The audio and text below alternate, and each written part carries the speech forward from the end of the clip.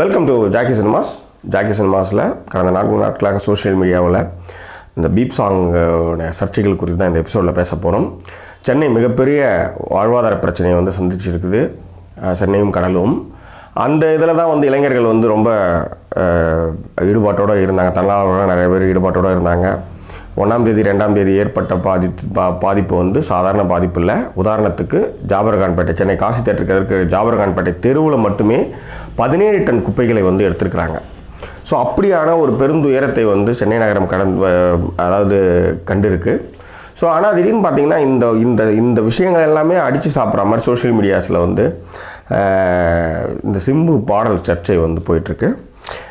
Beep சாங்குன்ற அந்த சாங்கில் வந்து என்னென்னா ஆபாசமான வார்த்தைகள் வந்து முதல் வரிகளில் வந்து யூஸ் பண்ணியிருக்காங்க.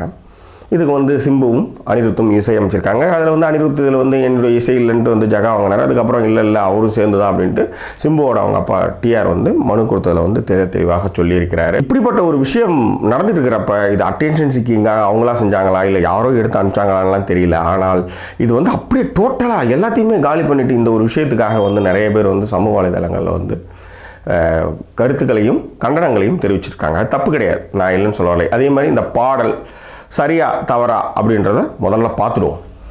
வசை சொற்கள், அதாவது கெட்ட வார்த்தைகளை வந்து எல்லாருமே இயல்பாக பேசுகிற ஒரு விஷயம்தான். ஏன்னா கோபம் வந்தால் வந்து சார் நல்லா இருக்கீங்களா, ஏன் சார் என் காரை இப்படி இடிச்சிட்டிங்க அப்படின்னு கேட்க போகிறது. ஒருத்தர் வந்து பைக்கில் இடிச்சாங்கன்னா என்னப்பா இப்படி வந்து இடிச்சிட்டிங்க அப்படின்னு யாரும் சிரிச்சுட்டு கேட்குறதில்ல. கோபத்தில் வசை சொற்கள் வரும், அது மார்க்கெட்டில் வெளிப்படும். தண்ணி பிடிக்கிற இடத்துல பேசுகிற வசை சொற்கள் மாதிரி நீங்கள் கெட்ட வார்த்தைங்க மாதிரி நீங்கள் எங்கேயுமே கேட்டே இருக்க முடியாது. இதை வந்து பொம்பளைங்க அதிகமாகவே பேசுவாங்க. எங்கள் பாட்டிலாம் நிறையவே பேசியிருக்காங்க. ஸோ ஒரு பையன் வந்து எப்போ வந்து ஒரு கெட்ட வார்த்தை அவன் பேசுவாங்கன்னா இப்போ 8 வயசு மேலே விவரம் தெரிஞ்சது 8வது படிக்கிறதுக்கு மேலே தான் வந்து கெட்ட வார்த்தைன்றது வந்து இதெல்லாம் கெட்ட வார்த்தைகள் அப்படின்ட்டு தெரியும். ஆனால் இன்றைய சமூக விஷயங்களை பார்க்கும்பொழுது ரொம்ப சீக்கிரமாகவே பசங்களுக்கு வந்து கெட்ட வார்த்தை எது நல்ல வார்த்தை எதுன்றது தெரிஞ்சு போகுது. ஆனால் என்னென்னா எல்லா இடத்துலையுமே வசைச்சொற்கள், அதாவது கெட்ட வார்த்தைகள் பேசினாலும் கூட இப்போ கூத்தில் பேசாத வார்த்தையே கிடையாது, கூத்தில் பேசாத வார்த்தைகள். ஆனால் கூத்தில் கூட ஒரு விஷயம் பண்ணுவாங்க. என்னென்னா பசங்க முழிச்சிட்டு இருக்கிறப்ப, அதாவது 11-12 மணி வரையிலையும் வந்து அந்த விரசமான வார்த்தைகள்லாம் வந்து கொஞ்சமாக பேசிகிட்டு இருப்பாங்க. சின்னதாக பின்னாடி அடிக்கிறது போகிறது அந்த மாதிரி விஷயங்கள்லாம் பண்ணிகிட்டு இருப்பாங்க, டபுள் மீனிங்கில் பேசிகிட்டு இருப்பாங்க. அது எப்போ பச்சையாக பேசுவாங்கன்னா பசங்களாம் தூங்குற அப்புறம் ஒரு 3 மணி 4 மணிலாம் பார்த்தீங்கன்னா இப்படி ஒரு பேச்சை நீங்கள் கேட்டே இருக்க முடியாது. அப்படியான பேச்சுக்களை வந்து பொது வெளியில், அதுவும் வந்து மக்கள் பார்க்குற ஒரு கலை வடிவத்தில் வந்து அப்படி பேசுவாங்க. ஸோ இதில் வந்து என்னென்னா எல்லாருடைய அடிப்படை பயம் என்னென்னா குழந்தைங்க வந்து பாடலாக வரும்பொழுது, அதாவது எழுத்தில் வந்து நிறைய பேர் எழுதியிருக்கிறாங்க, கோவத்தில் எழுதியிருக்கிறாங்க, நிறைய விஷயங்கள் நடந்திருக்கு. ஆனால் அது யாரும் வந்து படிக்கிறவங்க தான் அதை படிப்பாங்க, எல்லாரும் கேட்க போகிறதில்ல, எல்லாரும் பார்க்க போகிறதில்ல. அதே மாதிரி அதாவது ஒரு வார்த்தைகளை பேசும்பொழுது கூட வந்து பார்த்திங்கன்னா ஒரு மார்க்கெட்டில் பேசுகிறதோ அதெல்லாம் வந்து அதெல்லாம் என்ன சொல்கிறது, அதெல்லாம் வந்து ஒரு ரெக்கார்டன் மாதிரி கிடையாது. அதனால் அதுவும் ஒரு பிரச்சனை இல்லை. இப்போ வந்து இல்லை ரெக்கார்டடாக இருக்கிறதையும் நம்ம கேட்டோம் அப்படின்னா ரொம்ப நாளைக்கு முன்னாடி வந்து ஆயா பீப்பில் பி அப்படின்லாம் ஒரு பாட்டுலாம் வந்தது. ஸோ இதை எல்லாருமே வந்து கேட்டோம், அது யாருன்னு தெரியாது. அரஹர மகாதேவி யாருன்னு தெரியாது, அது ஒரு பெரிய விஷயமே இல்லை. ஆனால் சிம்பு அனிருத் அப்படின்றப்ப அந்த பேரின் மீதும் அந்த பிரபலத்தின் மீதும் ஒரு ஈர்ப்பு வருது. இதில் கேட்குறது வந்து அடல்ட் மட்டுமே இருந்தால் எந்த பிரச்சனையுமே இல்லை, இதை சின்ன குழந்தைங்க கூட கேட்பாங்க. சின்ன குழந்தைங்க கேட்குறப்ப ஒரு பொது வெளியில் ஒரு கல்யாணத்தில் ஒரு குழந்தை வந்து இந்த பாட்டை வந்து பாடிச்சுன்னா எப்படி இருக்குன்றப்ப அது வந்து ஒரு கிதக்குன்னு இருக்குன்னு சொல்லுவாங்க இல்லையா, அந்த மாதிரி இருக்குன்றது தான் இப்போ எல்லாருடைய கோபமும். இந்த கோபம் வந்து இந்த எதிர்ப்பு வந்து எப்படின்னா இது மாதிரியான விஷயமா இது போயிடுச்சு அப்படின்றது தான். ஏன்னா இதற்கு முன்னாடியே வந்து எல்லா பாடல்களுமே அவருடைய பாடல்கள் எல்லாமே பார்த்தீங்கன்னா சிம்போட பாடல்கள் எல்லாமே வந்து பொண்ணுங்களை வந்து ரொம்ப மட்டம் தட்டுற மாதிரி தான் இருக்கும். அது என்னென்னா அவங்களுடைய வாழ்க்கையில் நிறைய பிரேக்கப்ஸ்லாம் இருக்கும், அதனால் அவனுடைய வெளிப்பாடாக கூட இருக்கலாம். ஆனால் பெண்கள் என்றாலே அப்படித்தான்ற மாதிரி வந்து நிறைய விஷயங்களை பார்த்தீங்கன்னா அதை விட வந்து முடியலைன்னா அதை வந்து அந்த பொண்ணை வந்து இது பண்ணிவிடுங்க அப்படின்ற மாதிரியான விஷயங்கள்லாம் வந்து எதிர்ப்புகளுக்கு வந்து மேலும் மேலும் வலு சேர்த்துருக்கு. பொதுவாக கலைஞர்களுக்கு எளிதில் குழந்தைங்களுக்கு கிட்ட போய் சேராத அளவுக்கு, அதனால தான் வந்து அவன் வந்து சென்சாரில் வந்து ரேட்டிங்லாம் வச்சுருக்கான். அவன் என்ன ஒன்றா எடுத்தாலும் அதுக்கு ரேட்டிங்னு ஒன்று வச்சுருப்பான். ஏன்னா அந்த சென்சார்ஷிப் வந்து நீ பண்ணும்போதே உனக்கு தேவை அப்படின்றது தான் வந்து பெரும்பாலான மற்ற திரைத்துறை கலைஞர்களும் வைக்கக்கூடிய ஒரு விஷயம்.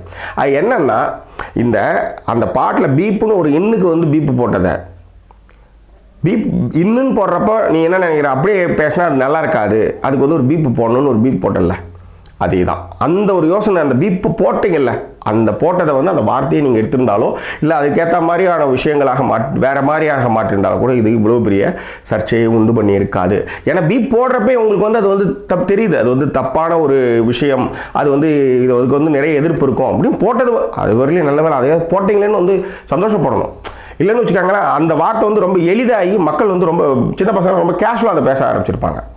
ஸோ அதுதான். இப்போ ஒரு குட்டி பசங்க கூட வந்து நம்ம வந்து கெட்ட வார்த்தை பேசுதுன்னா கூட நம்ம வந்து அதை வந்து தடுக்கலாம், இப்படி பேசாத அப்படின்னா தடுக்கலாம். ஆனால் எல்லா பெற்றோர்களாலும் அது முடியாது, அது ஒரு விஷயம் இருக்குது. ஸோ இது எளிதலாக போய் சேருது அப்படின்றது தான் எல்லா தரப்பு மக்களுக்கும் இருக்கிற விஷயம். இன்னொன்று அடிப்படையாக அவர் எல்லா பாடல்கள்லையுமே வந்து எல்லாரையுமே வந்து பொண்ணுங்கனாலே ரொம்ப மோசம் அப்படின்ற மாதிரியான சித்தரிப்பை வந்து நெடுங்காலமாக செஞ்சுட்டு இருக்கிறதும் அவருடைய அவர் மேலே வைக்கிற அதிகப்படியான குற்றச்சாட்டுக்கு மிக முக்கிய காரணம். அதே மாதிரி இந்த விஷயத்தில் நான் ஒரு விஷயத்தை சொல்ல கடமைப்பட்டிருக்கேன். சிம்பு அனிருத் மீது உங்கள் கண்டனத்தை கண்டிப்பாக தெரிவிங்கள், அது உங்களுக்கு கடமை. ஆனால் அதுக்காக அவங்க ஃபேமிலியை இழுக்கிறதுலாம் எந்த விதத்திலையும் நியாயமாகாது. இன்றைக்கி அப்படி இழுத்தீங்கன்னா உங்கள் வீட்டில் ஒரு பிரச்சனை வந்துன்னா அப்போ நீங்கள் அதாவது எல்லா மனுஷனும் வேணும் தப்பு பண்ணுறதுக்காகவே பிறக்கலை, தப்பு நடக்குது ரைட். அதுக்காக வந்து அவங்க வீட்டில் இருக்கிறவங்க என்ன தப்பு செஞ்சாங்க, அவங்க வீட்டில் இருக்கிறவங்கள வந்து வம்புக்கு இருக்கிறது எந்த விதத்தில் நியாயம்? அவங்களுக்கு இருக்குது எதுவுமே தப்பு. அதாவது பிறக்கிறப்ப நீ கற்பழிச்சிட்டு வா, நீ கொலை பண்ணிட்டு வா அப்படின்னா எல்லாம் ஒவ்வொரு அப்பனும் வந்து வளர்த்து அனுப்புகிறான். நடக்குது சூழ்நிலைகள், அங்கே இருக்கிற பிரச்சனை, அது சின்ன வயசுலேருந்தே வளர்ந்த விஷயம் எல்லாம் சேர்ந்து ஒரு மனிதனை வந்து தப்பு செய்ய வைக்கிது. அதுக்கு அந்த ஃபேமிலி என்ன பண்ணிச்சு, அவங்கள போய் இது மாதிரி அவங்களோட வீட்டில் இருக்கிற பொம்பளைங்களாம் இருக்கிறது, அது வந்து சிம்பு அனிருத் பண்ணதை விட இது வந்து என்னை பொறுத்தவரைக்கும் மிக கேவலம் நான் சொல்லுவேன். உங்களுடைய கண்டனத்தை என்ன வேணுமாலும் பண்ணிக்காங்க, உள்ளாரத்துக்கு கூட வைங்க, என்ன வேணும் பண்ணிக்காங்க. ஆனால் அவங்க ஃபேமிலி இருக்கிறது எந்த விதத்தில் நியாயம்? தப்பு செஞ்சது யார்? அவங்க 2 பேர். அவங்கள புறக்கணிங்க, அவங்கள வேணும். சரி, வாட் இஸ் த கன்க்ளூஷன்? இது சிம்பிளாக முடிஞ்சிருக்க வேண்டியது. விளையாட்டுக்காக பண்ணோம், வெளியே போட்டாங்க, ஒரு டம்மி பாட்டு ரெடி பண்ணோம், போயிடுச்சு. சொல்லியிருந்தால் எந்த பிரச்சனையுமே இல்லை. இதில் எந்த தப்புமே நான் பண்ணலை, இது வந்து யாரும் அனுப்பிச்சிட்டாங்க, இதுக்கெல்லாம்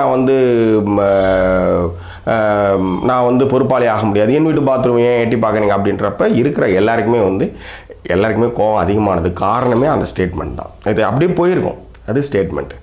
ஸோ இந்த ஸ்டேட்மெண்ட் வந்து எல்லாரையுமே வந்து பயங்கரமாக வந்து கொதிக்க வச்சுது. அதுதான் இன்றைய வரையிலையும் கண்டனத்தை, அதாவது வெள்ள நிவாரணம், மக்கள் வாழ்வாதார பிரச்சனையை கூட அடித்து நவுத்திட்டு இந்த விஷயம் வந்து முன்னிலைப்படுத்திட்டு இருக்கிறது தான் வந்து ரொம்ப வருத்தமான ஒரு விஷயம்.